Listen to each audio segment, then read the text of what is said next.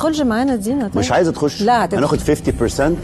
تاخد طالب اس كام على ال 20%؟ هو ايه المشروع اللي الشاركس قعدوا يتخانقوا على تمويله لمده 10 دقائق كامله تقريبا؟ ايه يعني الحاجه المميزه قوي فيه اللي تخلي الشاركس يقعدوا يعلوا على بعض الفالويشن بالطريقه دي؟ خصوصا دينا غبور واحمد طارق اللي قعدوا يعلوا على بعض ويزودوا قيمه الفالويشن من غير ما صاحب المشروع اسلام يطلب اصلا. والكلام ده حصل في الحلقه رقم 10 من برنامج شارك تانك من الموسم الثاني منه، واللي حضرت فيها هند صبري كتيفه شرف مع الشاركس. وهند صبري حضرت معاهم بصفتها رائده اعمال صغيره كده في مجال الميديا بشكل خاص، واللي قدمت فيه هند صبري نفسها كسيده اعمال بعيدا عن مجال التمثيل، وعرفت نفسها بان هي الكو فاوندر لشركه انتاج فني اسمها طياره من 5 سنين. وكمان هند صبري شريكه في شركه السلام برودكشن اللي انتجت بيها مسلسل البحث عن علا. وختمت هند كلامها بان هي مهتمه بمجال رياده الاعمال بشكل عام، وانها حابه تكون ضيفه خفيفه على برنامج شارك تانك. طولنا شويه في المقدمه ويلا بينا نتكلم مع بعض في المشروع بتاعنا بسرعه. معاكم محمد طلعت وده مستر ماني. صاحب المشروع بتاع النهارده واللي اسمه ذا بودكاست هو شاب اسمه اسلام عادل، وكان بيشتغل مهندس بترول. واسلام اشتغل في مجال الهندسه لمده 10 سنين